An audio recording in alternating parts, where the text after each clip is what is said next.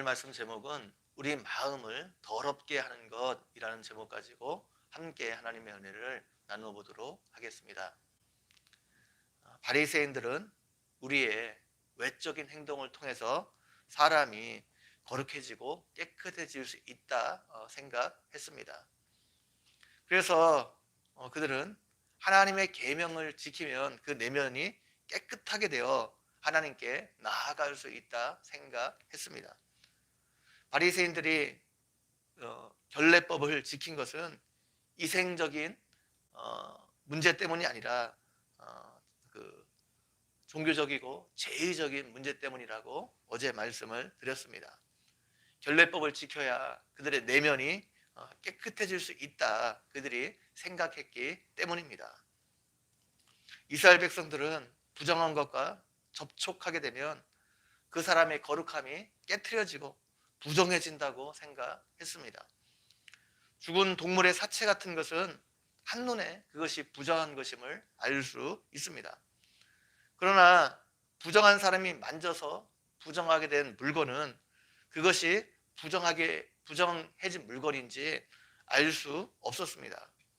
예를 들면 부정해진 사람이 그릇을 만지면 그 그릇이 일정 기간 동안 부정해집니다. 그 그릇이 부정해진 것을 다른 사람은 알 수 없습니다. 그래서 그것을 만지게 되면 그 부정이 자기도 모르게 전염이 되는 것입니다. 자기도 모르게 부정해진 상태로 음식을 먹습니다.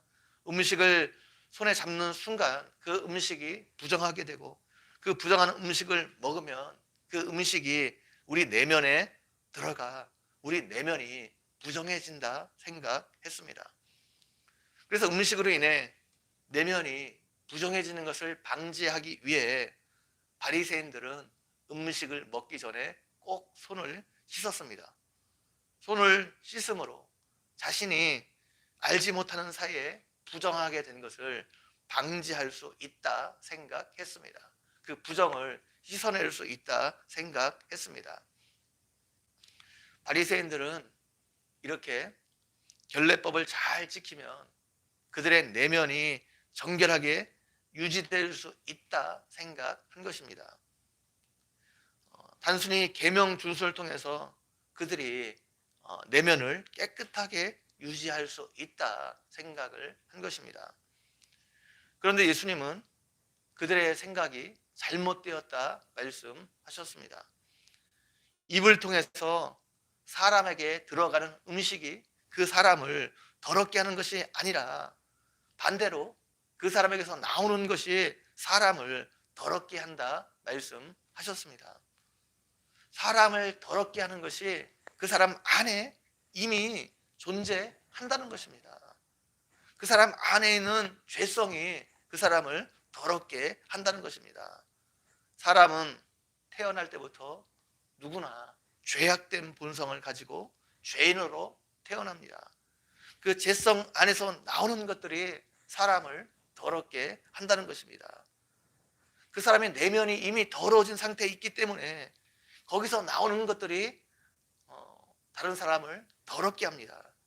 그 사람의 입에서 나오는 악한 생각, 살인, 간음, 음란, 도둑질, 거짓방언, 비방, 이런 것, 거짓 증언, 비방 이런 것들이 사람을 더럽게 한다는 것입니다. 결국 우리 자신의 내면을 더럽게 하는 것은 우리 안에 있는 죄라는 것입니다. 죄악된 본성에서 표출되어 우리 입으로 나오는 말이 우리를 더럽게 하는 것이지 우리 입으로 들어가는 음식이 우리를 더럽게 하는 것이 아니란 말씀입니다. 예수님은 단순히 결례라는 어떤 종교적인 행위를 통해 우리 마음이 깨끗함을 받을 수 있다는 생각, 이것은 하나님께로부터 나온 것이 아니라 말씀하셨습니다. 하나님께서 심은 것이 아니라는 것입니다. 결국 이 결례법, 이 장로들의 유전은 하나님께로부터 온 것이 아니라 하나님이 인정하시는 진리가 아니라는 말씀입니다. 하나님께서 인정하신 진리가 아니기 때문에 그것은 효력을 발휘할 수 없다는 것입니다. 그것이 진정으로 사람을 깨끗게 할 수 없다는 것입니다. 하나님께서 결국 그것을 뽑으실 것이라 말씀하고 있습니다. 그러면서 예수님은 바리새인들 향해 맹인이라 비난하고 있습니다. 바리새인들은 자신들이 맹인인데 그것을 알지 못하고 다른 사람들을 인도하고 있다는 것입니다. 그래서 맹인인 바리새인들을 그들의 인도함을 받는 사람들은 바리새인들과 함께 둘 다 멸망을 당하게 될 것입니다. 그렇다면 우리의 내면은 어떻게 깨끗함을 받을 수 있습니까? 그것에 대해 구체적으로 오늘 본문에서는 말해주고 있지 않습니다. 그러나 13절에서 우리가 그 힌트를 얻을 수 있는데, 하늘 아버지께서 심지 않은 것은 뽑힐 것이다 라고 말하고 있는데, 그러면 하나님께서 심으신 것이 있다는 겁니다. 하나님께서 정하신 방법이 있다는 겁니다. 장로들의 유전은 하나님께서 심으신 것이 아니라는 것입니다. 하나님께서 심으신 것은 하나님의 말씀입니다. 시편 119편 9절에서 청년이 무엇으로 그의 행실을 깨끗게 하리이까 주의 말씀만 지킬 따름이니라 말하고 있습니다. 우리가 하나님의 말씀에 순종함으로 우리의 행실이 깨끗함을 받을 수 있다는 겁니다. 그렇다면 우리의 마음은, 우리의 내면은 어떻게 깨끗함을 받을 수 있습니까? 우리의 내면은, 우리의 마음은 예수 그리스도의 십자가 보혈로 깨끗하게 씻음 받을 수 있습니다. 우리가 예수님께서 나를 대신해 십자가에 달려 죽으신 것을 믿고 그 예수님을 영접하게 될 때 죄사함을 받을 수 있습니다. 그때 예수님을 영접하게 될 때 우리가 죄사함을 받고 우리의 마음이 깨끗함을 받을 수 있습니다. 그 이후 계속해서 우리 마음이 깨끗함을, 정결함을 유지하기 위해서 어떻게 해야 합니까? 우리가 잘못을 할 때마다 하나님께 회개해야 합니다. 우리가 만일 우리의 죄를 자백하면 하나님은 미쁘시고 의로우사 우리의 죄를 사하시며 우리를 모든 불의에서 깨끗하게 하실 것이라 말씀하고 있습니다.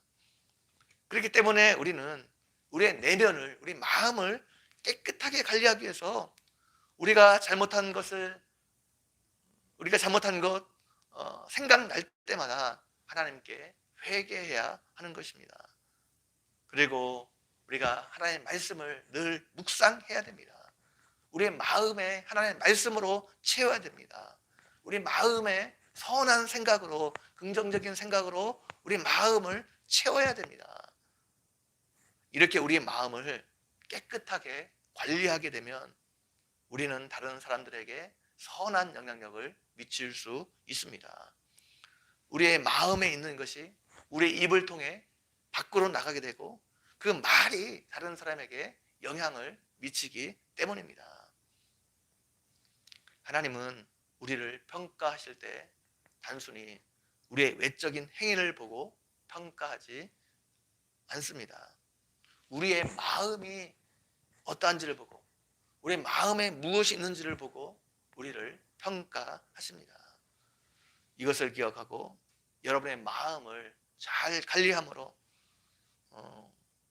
여러분이 그 마음에서 나오는 그 입술의 말을 통해서 다른 사람들에게 선한 영향력을 미치고 또 하나님께 칭찬받는 삶을 살아가는 여러분 모두가 되기를 주님의 이름으로 간절히 축원드립니다. 같이 한번 기도드리겠습니다. 하나님 아버지, 오늘도 말씀을 통해서 우리에게 은혜 베풀어 주신 것 너무나 감사합니다. 우리의 마음이 우리의 단순히 그 외적인 행위를 통해서 깨끗해질 수 있는 것이 아니라 예수 그리스도의 십자가의 보혈로, 예수 그리스도를 믿고 예수 그리스도의 그 십자가의 보혈로 우리가 깨끗함을 받았고 우리가 늘 또 회개를 통해서 우리의 마음이 깨끗하게 유지될 수 있고 관리될 수 있다 들었습니다. 하나님 아버지, 또 우리 마음에 하나님의 말씀을 담고 또 우리 마음에 좋은 생각들을 품고 있음으로 인해 하나님, 우리가 다른 사람들에게 선한 영향을 미치는 삶을 살아갈 수 있는 하루 되어줄 수 있도록 함께해 주시기를 원합니다.